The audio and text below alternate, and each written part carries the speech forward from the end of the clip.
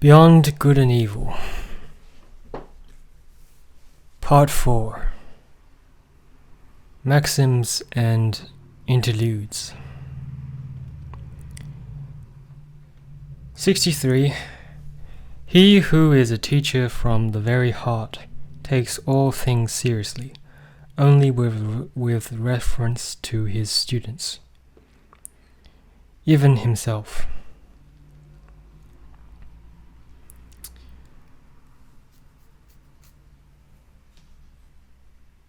64. Knowledge for its own sake. This is the last snare set by morality. One therewith gets completely entangled with it once more.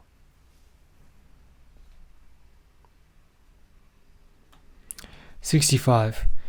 The charm of knowledge would be small if so much shame did not have to be overcome on the road to it. 65a. One is most dishonest towards one's God. He is not permitted to sin. 66. The inclination to disparage himself, to let himself be robbed, lied to and exploited, could be the self-effacement of a God among men.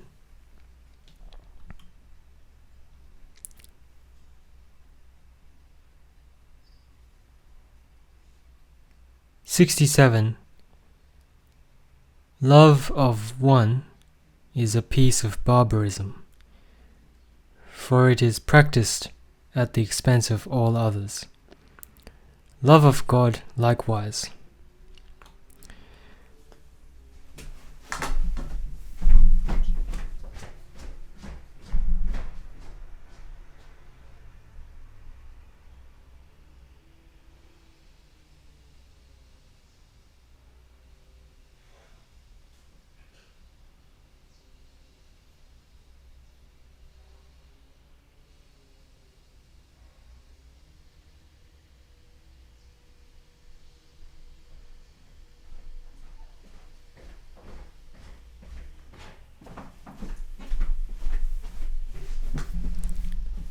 68. I have done that, says my memory. I cannot have done that, says my pride, and remains adamant. At last, memory yields.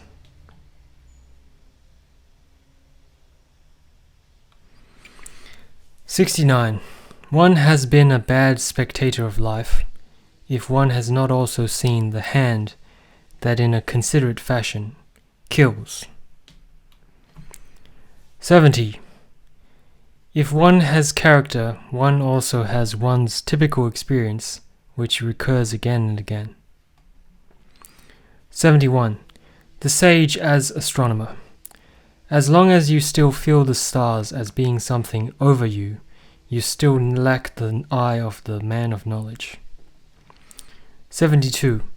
It is not the strength but the duration of exalted sensations which makes exalted men. 73. He who attains his ideal by that very fact transcends it. 73a. Many a peacock hides his peacock tail from all eyes, and calls it his pride. 74. A man with genius is unendurable if he does not also possess at least two other things, gratitude and cleanliness. 75. The degree and kind of a man's sexuality reaches up into the topmost summit of his spirit. 76. Under conditions of peace, the warlike man attacks himself. 77. With one's principles, one seeks to tyrannize over one's habits, or to justify or honor or scold or conceal them. Two people with the same principles probably seek something fundamentally different with them. 78. He who despises himself still nonetheless respects himself as one who despises. 79. A soul which knows it is loved, but does not itself love, betrays its dregs. Its lowest part comes up. 80. A thing explained is a thing we have no further concern with. What did that God mean who counseled, "Know thyself"? Does that perhaps mean, have no further concern with thyself, become objective? And Socrates? And the man of science? 81. It is dreadful to die of thirst in the sea. Do you have to salt your truth so much that it can no longer even quench thirst? 82. Pity for all would be harshness and tyranny for you, my neighbor. 83. Instinct. When the house burns down, one forgets even one's dinner. Yes, but one retrieves it from the ashes. 84. Woman learns how to hate to the extent that she unlearns how to charm. 85. The same emotions in man and woman are, however, different in tempo. Therefore, man and woman never cease to misunderstand one another. 86. Behind all their personal vanity, women themselves always have their impersonal contempt for woman. 87. Bound heart, free spirit. If one binds one's heart firmly and imprisons it, one can allow one's spirit many liberties. I have said that before, but no one believes it if he does not already know it. 88. One begins to mistrust very clever people when they become embarrassed. 89. Terrible experiences make one wonder whether he who experiences them is not something terrible. 90. Heavy, melancholy people grow lighter through precisely that which makes others heavy, through hatred and love, and for a while they rise to their surface. 91. So cold, so icy one burns one's fingers on him. Every hand that grasps him starts back, and for just that reason many think he is glowing hot. 92. Who has not, for the sake of his reputation, sacrificed himself? 93. There is no hatred for men in geniality, but for just that reason all too much contempt for men. 94. Mature manhood. That means to have rediscovered the seriousness one had as a child at play. 95. To be ashamed of one's immorality. That is a step on the ladder at the end of which one is also ashamed of one's morality. 96. One ought to depart from life as Odysseus departed from Nausicaa, blessing rather than in love with it. 97. What a great man! I always see only the actor of his own ideal. 98. If one trains one's conscience, it will kiss us as it bites. 99. The disappointed man speaks. I listened for an echo and I heard only praise. 100. Before ourselves we all pose as being simpler than we are. Thus do we take a rest from our fellow men. 101. Today a man of knowledge might easily feel as if he were God become animal. 102. To discover he is loved in return ought really to disenchant the lover with the beloved. What? She is so modest as to love even you? Or so stupid? Or 103. That the danger in happiness, now everything is turning out well for me, now I love every destiny. Who would like to be my destiny? 104. It is not their love for men, but the impotence of their love for men which hinders the Christians of today from burning us. The free spirit, the pious man of knowledge, finds Pia Fraus even more offensive to his taste, to his kind of piety, than impia Fraus.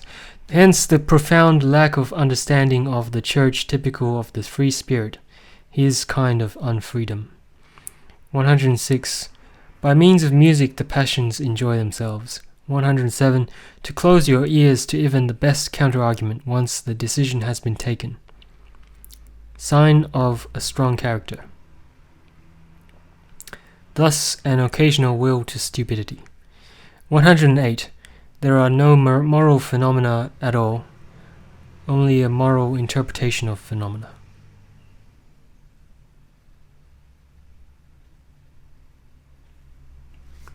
109. The criminal is often enough not equal to his deed. He disparages and slanders it. 110. A criminal's lawyers are seldom artists enough to turn the beautiful terribleness of the deed to the advantage of him who did it. 111.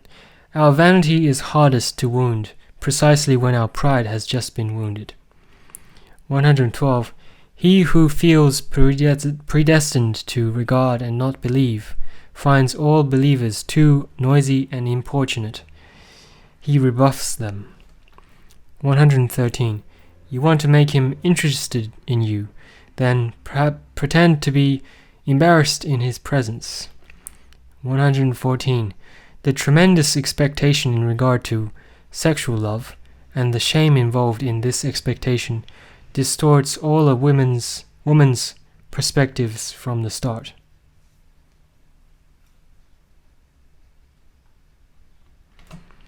115. Where neither love nor hate is in the game, a woman is a mediocre player. 116. The great epochs of our life are the occasions when we gain the courage to rebaptize our evil qualities as our best qualities. 117. The will to overcome an emotion is ultimately only the will of another emotion or of several others. 118. There is an innocence in admiration. He has it to whom it has not yet occurred that he too could one day be admired. 119. Disgust with dirt can be so great that it prevents us from cleaning ourselves, from justifying ourselves. 120. Sensuality often makes love grow too quickly, so that the root remains weak and is easy to pull out. 121. It was a piece of subtle refinement that God learned Greek when he wanted to become a writer, and that he did not learn it better. 122. To enjoy praise is with some people only politeness of the heart, and precisely the opposite of vanity of the spirit. 123. Even concubinage has been corrupted by marriage. 124. He who rejoices even at the stake triumphs not over pain, but at the fact that he feels no pain where he had expected to feel it. A parable. 125. When we have to change our opinion about someone, we hold the inconvenience he has therewith caused us greatly to his discredit. 126. A people is a detour of nature to get to 6 or 7 great men. Yes, and then to get round them. 127. Science offends the modesty of all genuine women.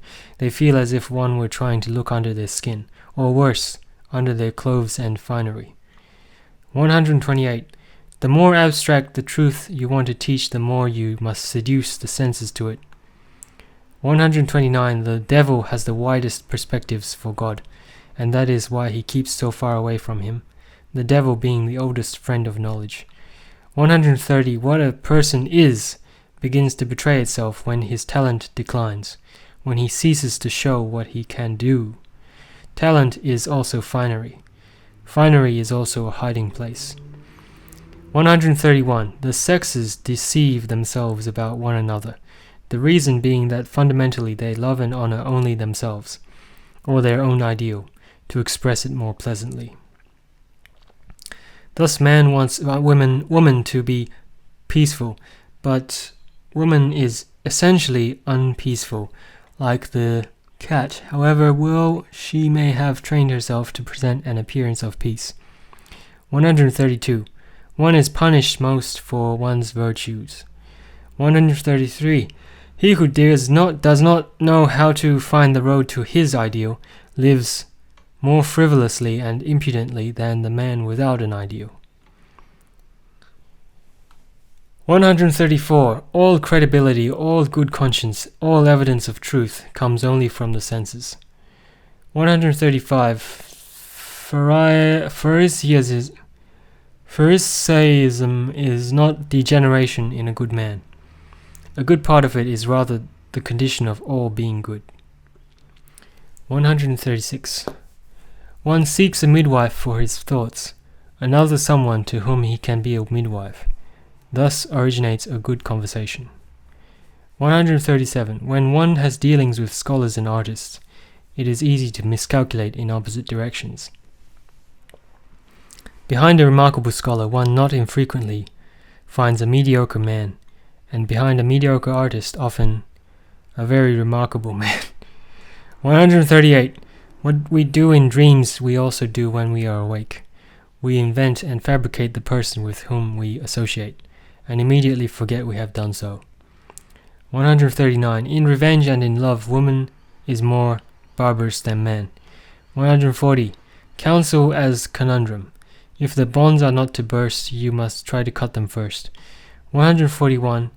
The belly is the reason man does not so easily take himself for a god. 142. The chastest expression I have ever heard. Dans le véritable amour.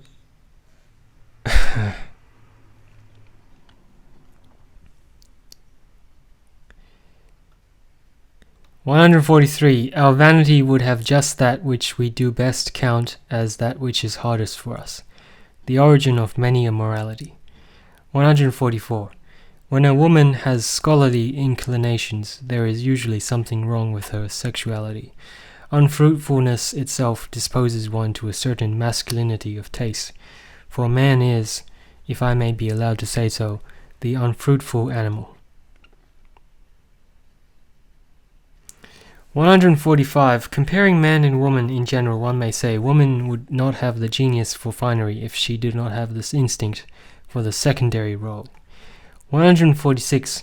He who fights with monsters should look to it that he himself does not become a monster. And when you gaze long into an abyss, the abyss also gazes into you. 147. From old Florentine novels, moreover from life. Buona femina e mala femina vol baston. Sacchetti, November 86. 148. To seduce one's neighbor to a good opinion and afterwards faithfully to believe in this good opinion of one's neighbor. Who can do this trick as well as women? 149. That which an age feels to be evil is usually an untimely after-echo of that which was formerly felt to be good, the atavism of an older ideal. 150. Around the hero everything becomes a tragedy, around the demigod a satire play, and around God everything becomes what? Perhaps a world? 151. It is not enough to possess a talent.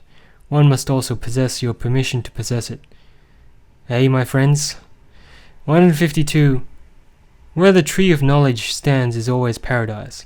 Thus speak the oldest and youngest serpents. 153. That which is done out of love always takes place beyond good and evil.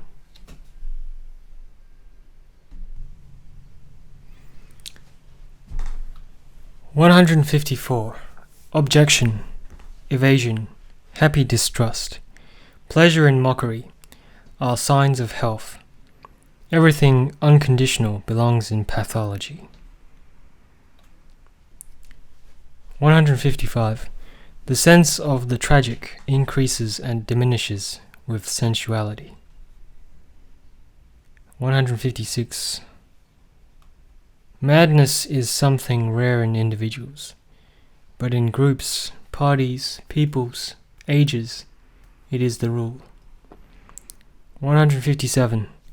The thought of suicide is a powerful solace. By means of it one gets through many a bad night. 158. To our strongest drive, the tyrant in us, not only our reason but also our conscience submits. 159. One has to requite good and ill. But why to precisely the person who did us good or ill? 160. One no longer loves one's knowledge enough when one has communicated it. 161. Poets behave impudently towards their experiences. They exploit them. 162. Our neighbor is not our neighbor, but our neighbor's neighbor. Thus thinks every people. 163. Love brings to light the exalted and concealed qualities of a lover. What is rare and exceptional in him? To that extent, it can easily deceive as to what is normal in him. 164. Jesus said to his Jews, "The law was made for servants. Love God as I love him as his son. What have we sons of God to do with morality?" 165. Concerning every party.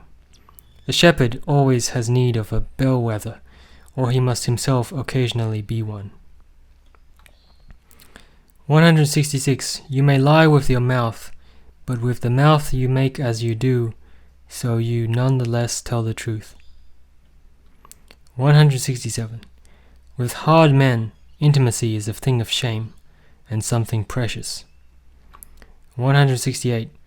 Christianity gave Eros poison to drink. He did not die of it, to be sure, but degenerated into vice. 169. To talk about oneself a great deal can also be a means of concealing oneself. 170. In praise there is more importunity than in blame. 171. Pity in a man of knowledge seems almost ludicrous, like sensitive hands on a cyclops. 172. From love of man one sometimes embraces anyone, because one cannot embrace everyone. But one must never let this anyone know it. 173. One does not hate so long as one continues to rate low, but only when one has come to rate equal or higher.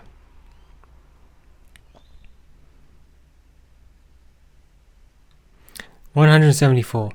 You utilitarians, you too love everything useful only as a vehicle of your inclinations.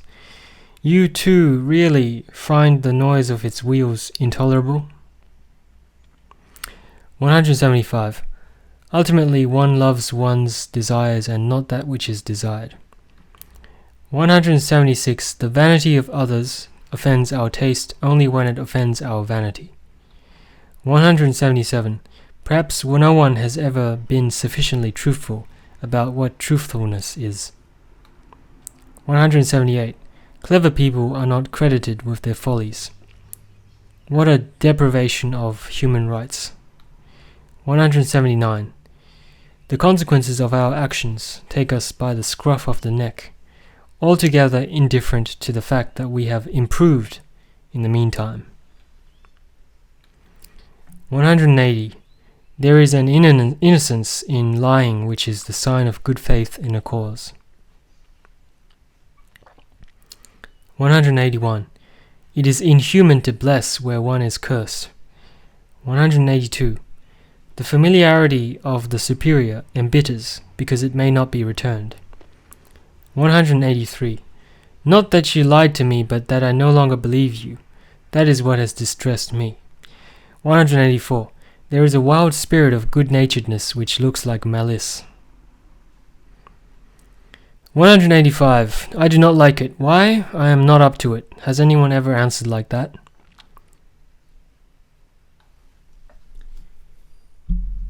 From high mountains, Epodi, O life's midday, O festival, O garden of summer, I wait in restless ecstasy. I stand and watch and wait. Where are you, friends? It is you I await, in readiness day and night. Come now, it is time you were here. Was it not for you the glacier today exchanged its grey for roses? The brook seeks you, and wind and clouds press higher in the blue. Longingly they crowd aloft to look for you. For you I have have I prepared my table in the highest height? Who lives so near the stars as I, or who so near the depths of the abyss? My empire, has an empire ever reached so far? And my honey, who has tasted the sweetness of it? And there you are, friends. But alas, I am I, not he who you came to visit. You hesitate, you stare. No, be angry rather. Is it no longer I? Our hands step face transformed, and what am I? I am. To you, friends, I am not. Am I another, a stranger to myself, sprung from myself, a wrestler who subdued himself too often, turned his own strength against himself too often, checked and wounded by his own victory? Did I seek where the wind bites keenest, learn to live where no one lives, in the desert where only the polar bear lives, unlearn to pray and curse, unlearn man and God, become a ghost flitting across the glaciers? Old friends! How pale you look, how full of love and terror. No, be gone, be not angry. Here, you could not be at home. Here, in this far domain of ice and rocks, here you must be a huntsman, and like the alpine goat. A wicked huntsman is what I have become. See how bent my bow. He who drew that bow, surely he was the mightiest of men. But the arrow, alas, no arrow is dangerous as that arrow is dangerous. Away, be gone, for your own preservation. You turn away, O heart, you have borne up well. Your hopes stay strong. Now keep your door open to new friends. Let the old go, let memories go. If once you were young, now you are younger.